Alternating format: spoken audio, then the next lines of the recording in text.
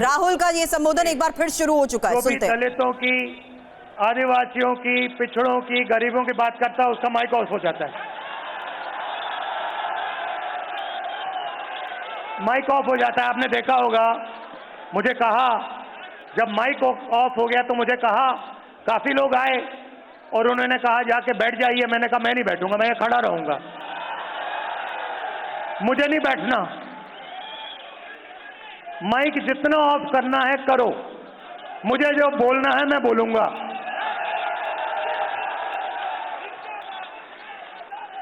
यहां रोहित वेमुला जी की फोटो है पीछे, यहां पे ये बोलना चाहते थे, इनकी आवाज छीन ली गई। और हर रोज हिंदुस्तान में आदिवासी युवा, दलित युवा, पिछड़े वर्ग का युवा सपना देखता है,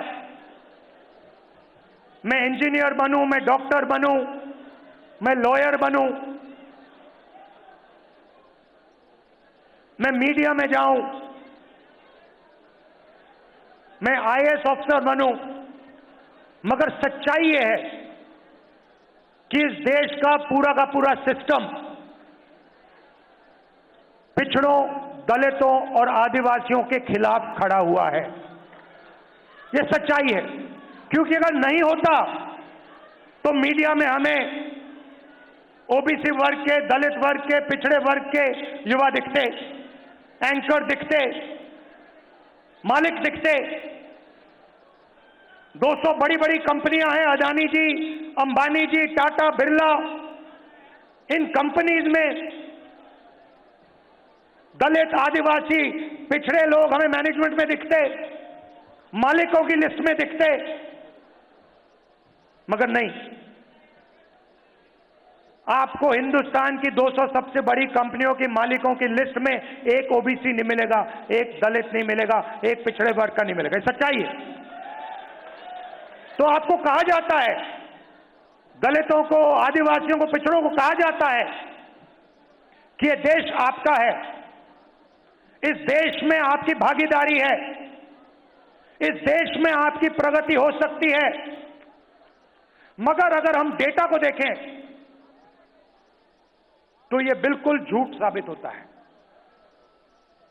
डेटा दिखाता है कि 90 लोग हिंदुस्तान की सरकार को चलाते हैं, बजट बांटते हैं। 90 में से 3 दलित, 3 ओबीसी, 1 आदिवासी। 100 रुपए में से 5 रुपए ओबीसी वर्ग निर्णय लेता है। 100 में से 5, आपकी आबादी 50%, भागीदारी 100 में से 5। दलित भागीदारी 15%, आबादी 15%, भागीदारी 100 रुपए में से 1 रुपया। आदिवासी 8% आबादी, भागीदारी 100 रुपए में से 10 पैसा।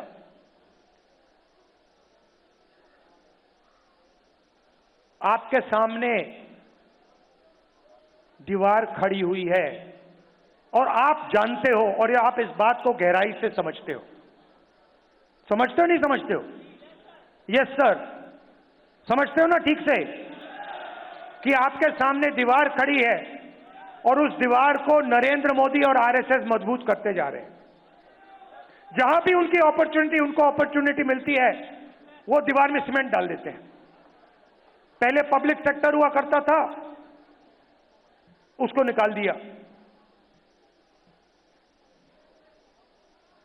सारा का सारा प्राइवेटाइज कर दिया, दीवार मजबूत की। पहले सरकारी स्कूल हुआ करते थे, सरकारी अस्पताल हुआ करते थे, सारे के सारे हटा दिए। आज दलित को, आदिवासी को, पिछड़े वर्ग के किसान को कोई भी इलाज की जरूरत हो, लाखों रुपए आपके जेब में से निकलते हैं। निकलते नहीं निकलते? और कहां जाते हैं? आपकी जेब में जाते हैं क्या? पिछड़ों की जेब में जाते हैं? दलितों की जेब में जाते हैं? आदिवासियों की जेब में जाते हैं? नहीं, 25 अरबपतियों की जेब में जाते हैं। उन 25 अरबपतियों में मुझे दलित नाम बता दो, आदिवासी नाम बता दो, पिछड़े वर्ग का नाम बता दो। मैं खड़ा हूं, बता दो, एक नाम बता दो। अदानी आदिवासी है क्या? दलित है, पिछड़े वर्ग का है। अंबानी आदिवासी है क्या? दलित है, पिछड़े वर्ग का है। टाटा, बिरला, ये आदिवासी हैं, दलित है, पिछड़े वर्ग के को नहीं। तो सारा का सारा आपका धन आपके जेब में से निकालकर उनके ओर जा रहा है। और उसमें मैं कहना चाहता हूं 5%, 7% बेचारे जनरल कास्ट के गरीब लोग भी शामिल हैं, उनको भी कुछ नहीं मिलता। खोखले सपने दिए जाते हैं। 24 घंटा मैं 20 साल से देख रहा हूं, 24 घंटा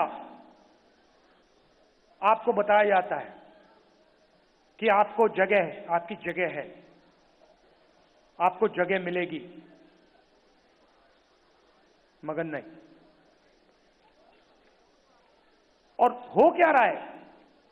आस्ते आस्ते दीवार मजबूत होती जा रही है।